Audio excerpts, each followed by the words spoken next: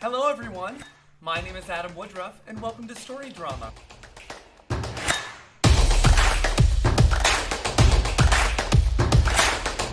Welcome back to our fourth week of Story Drama. We are still at Wayside School, but we have gone on into the second book in the series called Wayside School is Falling Down. Still our same group of kids on the 30th story, but just some different stories. This one is going to be about one of our classmates named Dana. Dana is very in tune with her emotions. As actors, we need to know how to convey different emotions. So let's see how Dana does it. All right? This is called A Giggle Box, a Leaky Faucet, and a Foghorn. Every day after lunch, Mrs. Jules read a story to the class. Dana hated stories. The last book Mrs. Jules had read was a story about a pig and a spider. The pig was real cute and the spider was very wise. Dana thought it was a horrible book. It made her laugh too much. Everyone else laughed too, but the problem was that Dana always kept laughing long after everyone else in the class had stopped. It was very embarrassing, and sometimes she broke out laughing at a part that wasn't even funny because she remembered something funny that had happened earlier. John called her a giggle box. That only made her laugh harder. Once, she broke up laughing in the middle of an arithmetic test because she remembered something funny the pig had said. "There goes the giggle box," said John. She hated John. But that wasn't the worst part of the book. In the end, the spider died. Dana couldn't stop crying, and she thought it was so silly too, because in real life, she didn't even like spiders. She squashed them all the time. John called her a leaky faucet. "Somebody better call a plumber to fix the leaky faucet," he said. She laughed through the tears. She hated John. Once in music, they had to learn a song about a dragon. When the song began, the dragon is very brave, but then he loses his only friend, so he wasn't brave anymore. He just goes back to his cave where he is sad and lonely for the rest of his life. The song always made Dana cry. Every recess, John and Joe would chase after her singing it. She'd run across the playground with her hands over her ears and tears streaming down her face. The bell rang. Lunch was over. Dana nervously walked up the stairs to Miss Jules' room. Miss Jules would start a new book today. She hoped it wouldn't be funny or sad. She hoped Miss Jules would read a boring story with no jokes. When she got to class, John and Joe were standing by the desk and waiting for her. "Happy birthday, Dana," said John. He was holding a present. It was wrapped in green paper with a pink bow. "But today isn't my birthday," said Dana. "Well, that's okay," said John. "You can have it anyway, since I'm always teasing you." He and Joe snickered. Dana eagerly tore off the wrapping paper. Maybe John wasn't so bad after all, she thought. It was a box of tissues. John and Joe laughed hysterically. "That's not funny," said Dana. She raised her fist and started to chase after them. Miss Jules rang her cowbell, and all the children settled down in their seats. "We are ready to begin a new story," said Miss Jules. She held up the book. It's called Stinky." Dana laughed at the title, then quickly covered her mouth. "It's about a cute and playful skunk," said Miss Jules. "Oh no," gasped Dana. She knew animal stories always made her cry. The animal's mother would get shot by human hunters, or else humans would build a shopping center and destroy their home. She hated humans. But she knew that was silly because she was a human. And so we're all her friends. The only human she really hated was John. And she didn't think he was even human. Miss Jules read, "It was such a beautiful day. Stinky and his mother went for a walk across the forest. 'Hi, Stinky,' said Charlie the chipmunk. 'Hi, Stinky,' hi, Charlie," said Stinky. "Come along, Stinky," called his mother. Stinky hurried after her. They came to a road. Suddenly, Stinky heard a noise he had never heard before. It was loud, like thunder. A car driven by humans, was speeding toward him. "Look out," shouted his mother. Stinky stopped in the middle of the road and stared at the onrushing car. He had never seen a car before. His mother pushed him out of the way just in time. He was safe, but unfortunately, the car ran over his mother. "Mama, Mama," he sobbed over and over again, but his mother didn't answer. She was dead. Dana cried. "Uh-oh, there goes the leaky faucet," said John. He and Joe laughed. Dana sniffled and wiped her eyes, but the tears wouldn't stop. She kept thinking about poor Stinky. What would he do without his mother? She wondered. But maybe he could live with Charlie the chipmunk, she hoped. She pulled the tissue out of the box John had given her and loudly blew her nose. "There goes the foghorn," said John. Dana laughed into her tissue. She blew her nose again, even louder. "It must be a very foggy day," said John. The next day, after lunch, Dana hurried up the 30 flights of stairs before the bell rang. So she could talk to Miss Jules before class started. "Yes, Dana," said Miss Jules. "Can I leave the room when you read today?" asked Dana. "Why?" asked Miss Jules. "Because I hate stories," said Dana. "They make me laugh and cry too much." "You don't hate stories, Dana," Miss Jules told her. "You love stories. I wish everybody laughed and cried as much as you." "Really?" asked Dana. She couldn't believe it. All this time, she thought she hated stories when she really loved them. She was glad she really loved stories. Suddenly, she made a face. "Oh, yuck," she said. "What is it?" asked Miss Jules. "What if I really love John, too?" Sounds like Bibi has a problem. But she is still so good at expressing her emotions. Let's go find out, as actors, how we can express our emotions on stage. Let's go. Well, now that we have read our chapter, we learned about Dana today, we need to warm up our bodies before we do our activities. Remember, it is always important to warm up your mind, voice, and body before you do any acting activity, okay? So again, like we always do, we're gonna reach to the ceiling as high as we can on our tippy toes. All right, and remember, whenever we do our roller coaster down, we make the sound, any roller coaster sound you can think of. All right, ready? 1, 2, 3. All right, wiggle those knees, wiggle those knees. Shake from side to side, get your back all loose. All right, and stand back up. All right, and we're gonna do our counting again today, okay? So that means we're gonna count to 8 on each hand and leg. And every time we come back to start it again, we'll do one less number. So we'll do 8, 7, 6, and 5, all the way down to 1. Ready? Starting with our right hand. 1, 2, 3, 4, 5, 6, 7, 8. 1, 2, 3, 4, 5, 6, 7, 8. 1, 2, 3, 4, 5, 6, 7, 8. 1, 2, 3, 4, 5, 6, 7, 8.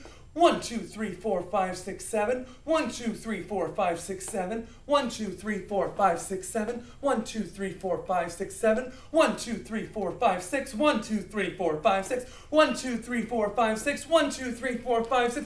1, 2, 3, 4, 5. 1, 2, 3, 4, 5. 1, 2, 3, 4, 5. 1, 2, 3, 4, 5. 1, 2, 3, 4. 1, 2, 3, 4. 1, 2, 3, 4. 1, 2, 3, 4. 1, 2, 3. 1, 2, 3. 1, 2, 3. 1, 2, 3. 1, 2, 1, 2, 1, 2, 1, 2. 1, 1, 1, 1, 1, 1, 1. 1, 1. Whoo! I really like that one because it gets your voice warmed up because you're counting as well. That's a really good one. So we are going to go ahead and get into our activities today. We read the chapter A Giggle Box, A Leaky Faucet, and A Foghorn, which was about our classmate Dana. Dana was really in touch with her emotions. Our emotions can be things like happiness, sadness, anger, all those different things, all right? And there's so many more, all right? But Dana was really in touch with her emotions, which means that she expressed them a lot. So she would cry when she was sad, and then have to blow her nose, and then would laugh uncontrollably when things were so funny, all right? So we are gonna learn about our emotions today and how to show different emotions on our face and using our voice. So not a lot of body today, but voice and mind, okay? The first thing we're going to do is we're going to play a game called Hash. For Hash to work, we all are going to count to 20 together.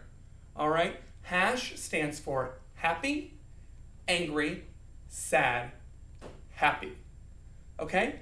So while we're counting, normally when you're counting, you would just be like 1, 2, 3, 4, not really an emotion in it, you're just counting. But this is fun because you have to count using your emotions, like you're excited about counting, or you're angry, or you're sad. So for 1 through 5, we'll be happy. For 6 through 10, we'll be angry. 11 through 15, we'll be sad. And then the last one, 16 through 20, we'll be happy again. But for that last one, I want us to be so happy we can't stop laughing, just like Dana. Can we do this together? Are you ready? Okay, starting with 1, and I will tell you when we're switching emotions, okay? And you can count on your fingers. I'm going to count on mine. Ready? 1. We're being happy, remember? 1, 2, 3, 4, 5. And now we're going to be angry, starting with 6. 6, 7, 8, 9, 10. And we're going to be sad. 11, 12, 13, 14, 15.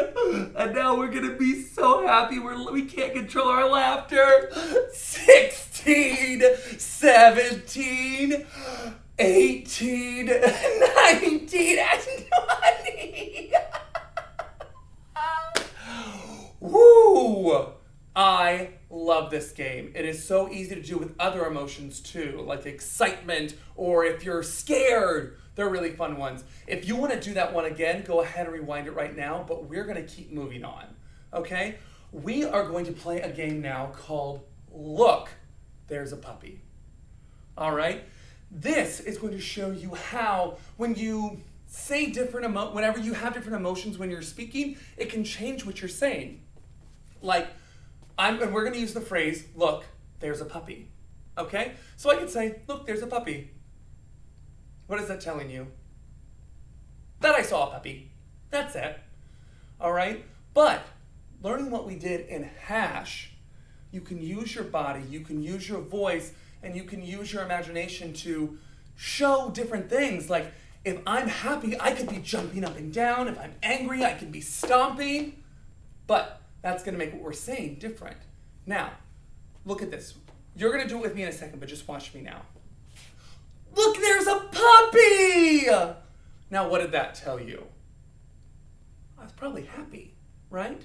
Okay, so we're going to go through some different emotions, and then we're going to talk about what that emotion how it might change the phrase, look, there's a puppy. So we're going to do this together. First, we're going to start off by saying it in a happy way. I'm going to count to 3. However you need to show that you are happy while saying, look, there's a puppy, you do it, okay? We're just working on it. It may not be perfect, we're working on it. Ready? On the count of 3, you can point, your puppy can be wherever you want. I'm gonna point my puppy at you, okay? Ready? 1, 2, 3. Look, there's a puppy! All right. Now, didn't you feel like you were excited about seeing that puppy? Yes. All right, let's try something different. All right, let's be sad. We are going to say the phrase, look, there's a puppy, and we are going to be sad. All right, we're going to do it on the count of 3. Think about how your body might be if you're sad, things you might be doing if you're sad. All right, think about why you're saying it that way. On the count of 3. 1, 2, 3. Look, there's a puppy. That seems silly, right? That's not how you would say, look, there's a puppy. But maybe I just lost my dog and I can't find it. And now I'm sad when I see any puppy. That's a good reason to say it like that, right? Now let's try anger. Let's do anger together. We are going to be angry that we saw this puppy. Okay? All right, on the count of 3. Think about your body, think about your voice and how you're saying it. Ready? 1, 2, 3. Ugh, look, there's a puppy! All right, angry when I saw that puppy. Maybe he ate my sandwich that I dropped on the ground. Maybe somebody else has a puppy and I don't, and I want it. Who knows? All right? But that's what you get to decide. All right? Now we've done happy, we've done angry, we've done sad. Let's do scared. I'm going to be scared while I say this. Okay? Are you ready? All right, on the count of 3, we're going to be scared, and we're going to say, look, there's a puppy. Ready? 1, 2, 3. Look, there's a puppy!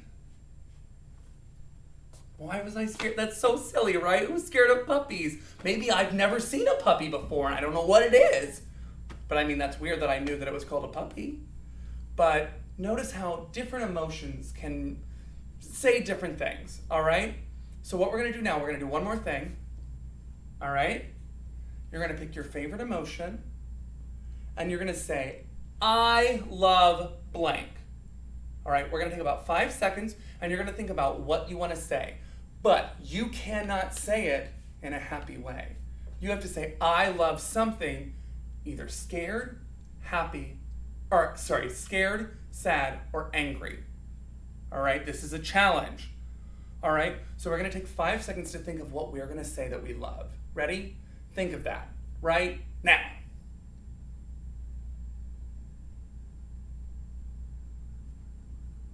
Okay, I have what I love. Are you ready? All right, now remember, you get angry, scared, or sad. Pick one of those right now. Do you have it? All right, you ready? On the count of 3, you're gonna yell out what you love in the emotion that you picked. Ready? 1, 2, 3. I love popsicles! Right? Doesn't that seem so silly? But sometimes acting is silly. Sometimes you're in a show, so you get to act silly and have people laugh at you in a good way. All right? So now, any time of the day, think about the way that you're saying something. Think about how different emotions might change what you're saying and how your emotions affect the way that other people talk back to you. All right? It's very deep, I know. Thank you for joining me today, though, and learning about our emotions. See if you can find some different emotions and how you can convey those emotions as well. But I cannot wait to see you next week. Enjoy the rest of your day. Bye!